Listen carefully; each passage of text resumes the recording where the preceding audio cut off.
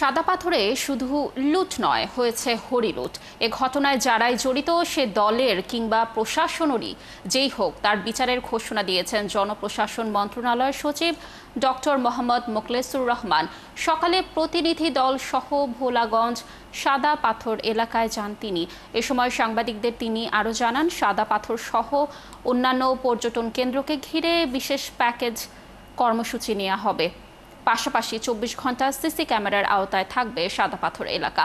এ সময় উপস্থিত ছিলেন খনিজ সম্পদ বিভাগের সচিব সাইফুল ইসলাম, বিভাগীয় কমিশনার খান রেজাউন নবী, জেলা প্রশাসক সারোয়ার আলম সহ প্রশাসনের কর্মকর্তারা। এর আগে সাদা পাথরে লুটের ঘটনায় মন্ত্রী পরিষদ বিভাগ 5 সদস্যের উচ্চ পর্যায়ের তদন্ত কমিটি গঠন করে। কমিটিকে আগামী 10 কার্যদিবসের মধ্যে দায়ী ব্যক্তিদের চিহ্নিত করে প্রতিবেদন দেওয়ার নির্দেশ দেওয়া হয়।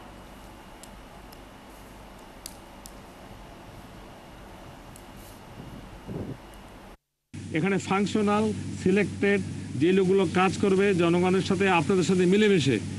এখন একটা ইন্টারিম গভর্নমেন্ট, এই কয়দিন আমরা সকলে মিলে কিভাবে আরো ভালোভাবে এই দেশটাকে চালাইতে পারি। আমাদের সকলের টার্গেট হলো দেশ ঠিক, তা আপনি আমি সবাই ঠিক। আমাদের টার্গেট একটা, যত যে সেই ব্যবস্থাগুলো নেব রিলেটেড টু পার্স, মানে যে বিভাগেরই থাক, ছাড় দেওয়া হবে না।